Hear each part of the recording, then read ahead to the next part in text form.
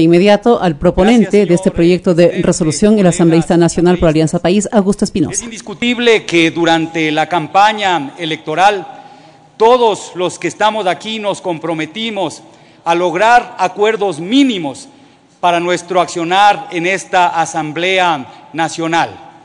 Yo creo que uno de los acuerdos mínimos que debemos de establecer es precisamente la lucha frontal contra la corrupción, sin importar de dónde provenga cada uno de estos actos de corrupción. Y precisamente en este momento el país está abocado a enfrentar un caso de corrupción que es sumamente grave. El caso de corrupción vinculado a la empresa Odebrecht, un caso que ya se cataloga internacionalmente como de crimen organizado. Por eso creo que esta Asamblea debe unirse para enfrentar definitivamente estos hechos y evitar que queden en la impunidad. Y en este sentido, la resolución que estamos proponiendo a la Asamblea va encaminada a ejercer nuestra competencia de control político. En primer lugar, trabajar para que el fiscal reporte de manera inmediata, comparezca frente a la Comisión de Fiscalización de manera inmediata, para que rinda cuentas en relación a lo que se está haciendo para avanzar en los procesos judiciales. Esta comparecencia es fundamental, de tal forma que a la vez que estemos informados, no atentemos contra la efectividad de las acciones que emprenda la Fiscalía. En los medios de comunicación he escuchado a muchos colegas decir que se debe hacer pública la lista de Odebrecht. Yo creo que nosotros de lo que debemos de estar pendientes es que el fiscal cumpla con su función, porque probablemente el que se haga pública una supuesta lista de Odebrecht, que según las autoridades en el Brasil no existe, lo que existe es una delación, y a través de las delaciones se puede extraer nombres y hacer la investigación correspondiente en cada país. Si sería pública esa lista o serían públicas esas delaciones, probablemente lo que terminemos haciendo es encubriendo a quienes cometieron actos de corrupción. Por eso la comparecencia del fiscal, informando de manera permanente las acciones que emprende, es lo que corresponde a nuestra competencia como Asamblea Nacional. Después, creo que en este esfuerzo de trabajo conjunto que debemos hacer para luchar contra la corrupción, es importante que tengamos una delegación, más que una comisión, que deleguemos a un grupo de asambleístas para que levanten información, para que contribuyan precisamente con las acciones que emprende el fiscal, y estos asambleístas pueden y deben viajar a los distintos países, probablemente no solo a Brasil o los Estados Unidos, a los otros países en donde se pueda encontrar datos, encontrar información que contribuyan a fortalecer y a sustanciar de mejor manera los procesos judiciales que se emprendan en el Ecuador.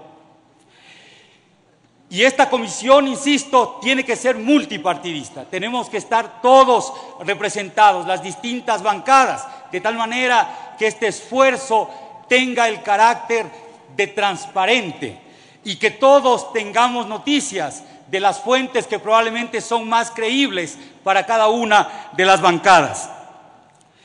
Una de las cosas que también es trascendente hagamos el día de hoy es exigir que la empresa Odebrecht responda absolutamente a todos los perjuicios que le pudo haber ocasionado al país, que enfrente todos los procesos judiciales que sean necesarios, pero también hay que garantizar que nunca más esta empresa pueda operar en el Ecuador.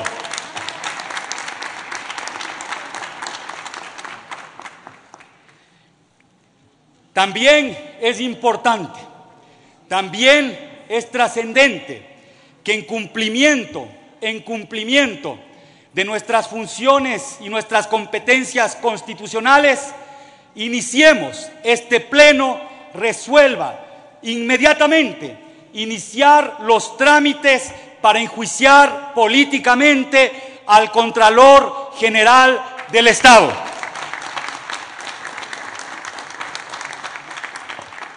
Colegas, compañeros asambleístas, para enfrentar la corrupción, insisto, no se necesita escándalos, no se necesitan shows mediáticos, se necesita entender y conocer a profundidad la realidad ecuatoriana, saber cuándo un problema tiene que ser enfrentado estructuralmente.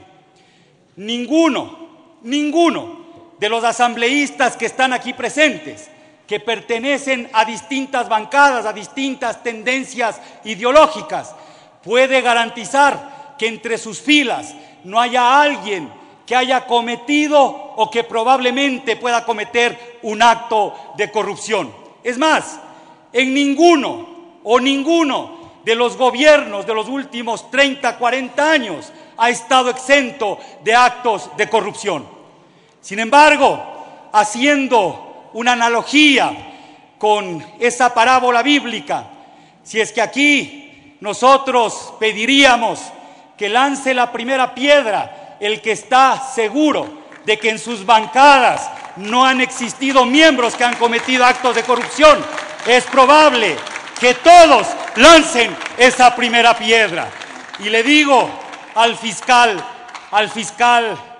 de la Nación, le digo que lo más probable es que quien lance con más fuerza esa piedra es aquel que tiene más cosas que esconder, porque hubo un pasado nefasto de corrupción en el país. Que comience el fiscal, es fácil, que comience el fiscal a investigar cada uno de los hechos. Efectivamente, cada uno de los contratos de los gobiernos autónomos descentralizados, del gobierno central, pero no solo de los actuales. Que comience a investigar todo lo que ha pasado hoy y lo que ha pasado antes en distintos gobiernos. Esa es la manera de luchar definitivamente contra la corrupción. Cuando nosotros queremos enfrentar este mal de la corrupción, es evidente que tenemos que hacerlo estructuralmente, que no vamos a resolver el problema si es que atacamos, resolvemos cada uno de los casos particulares. Es necesario que revisemos nuestra normativa, que sigamos perfeccionando nuestra normativa, así como se ha hecho durante los anteriores periodos legislativos. Cuando nosotros pensamos, ya decía Moshe Feldenkrais, un científico israelí, cuando hablaba de la enfermedad, decía que curar el síntoma no es curar la enfermedad, que la causa de la enfermedad quizás sea lo que debemos atacar, y en ese sentido la enfermedad puede ser nuestro mejor aliado. Tenemos que analizar cuáles son las causas que generan corrupción en las sociedades. Y yo creo que probablemente una de las causas es precisamente el sistema en el que vivimos. Un sistema donde lamentablemente se ha asociado el éxito personal a la posesión material. Tiene un minuto, en donde quizás los principales valores sean la codicia, sean la ambición y sea esa competitividad desmedida y hasta irracional. Ahí está el origen de los problemas. Y cuando revisemos nuestra legislación, a lo mejor no podemos llegar a ese mundo ideal, libre de corrupción, libre de codicia, libre de ambición, pero sí tenemos que legislar para que nunca gente con estos valores ingrese a la función pública y traicione quizá los propios principios de su familia, traicione quizá los principios de su proyecto político. Nunca más debe sucedernos esto y debemos trabajar para evitar estas situaciones. Y por eso yo creo que es prioritario que aquí trabajemos para reformar las leyes que sean necesarias, guiados por estos principios, pero también hay una ley que está en trámite, y es esa ley que evita el que funcionarios tengan recursos en paraísos fiscales y cometan otro tipo de actos reñidos con la ley, como por ejemplo la evasión de impuestos. Vamos a luchar contundentemente todos contra la corrupción y les invitamos, compañeros, a que nos unamos en un solo puño, que dialoguemos, que conversemos y que definitivamente erradiquemos, al menos busquemos esa utopía de erradicar la corrupción en nuestro país. Muchas gracias.